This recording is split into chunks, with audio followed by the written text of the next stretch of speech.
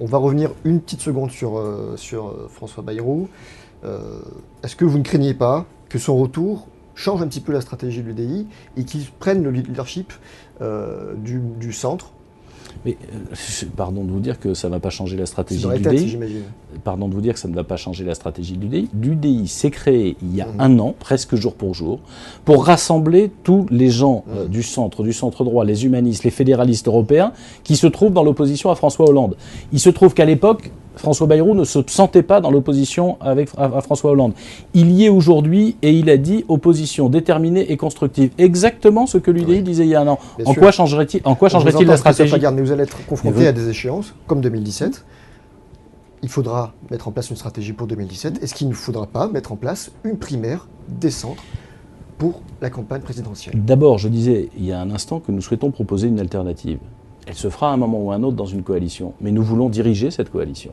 Donc évidemment, il faudra qu'il y ait un centriste qui soit candidat à l'élection présidentielle. Et il faudra trouver un mode de désignation. Et il faudra trouver un mode de désignation. Mais vous ne croyez pas qu'il serait assez ridicule de parler en 2013, avec les difficultés du pays, d'un mode de désignation? Et pardon de vous dire, moi je vois les choses de la façon suivante. Au municipal, c'est la conquête territoriale, la reconquête territoriale qui commence. Et notre implantation territoriale, qui est une des forces de la famille du centre et du centre droit.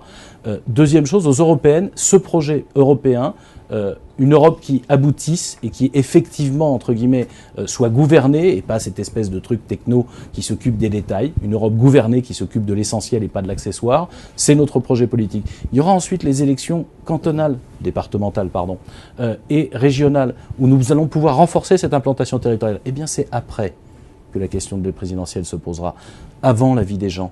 Après la question des candidats à la présidentielle. Est-ce que vous n'êtes pas en train d'anticiper un éclatement de l'UMP et la reconstitution d'une sorte d'UDF, nouvelle formule, contemporaine, actuelle? Mais est-ce que c'est pas ça que vous avez en arrière-pensée? Non, moi je passe pas mon temps à fantasmer. Non, mais je parle pas de fantasme, je parle de la réalité de ce qui se passe sur le terrain. Écoutez, on voit bien que quand on regarde l'UMP, par exemple, les candidats à la présidentielle, les présidentielles, ils sont tous d'anciens RPR. Il n'y a pas un petit problème là?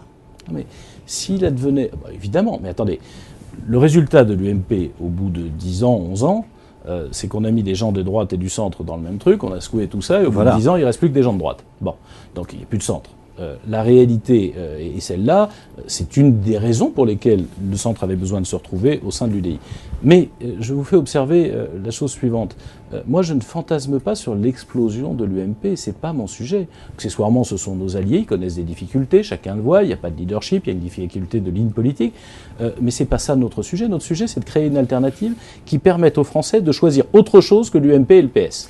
Parce que, pardon, ça fait 30 ans que l'alternance se fait entre l'UMP et le PS, 30 ans qu'on passe d'un excès à l'autre, 30 ans que la France fait du surplace, pendant que nos partenaires, l'Allemagne pour commencer, mais également les autres pays d'Europe, eux, avancent. Nous voudrions que la France avance enfin, et ce rassemblement, il est fait pour permettre, entre guillemets, aux Français de choisir une voie qui vient d'être plébiscitée, je vous ferai remarquer, en Allemagne.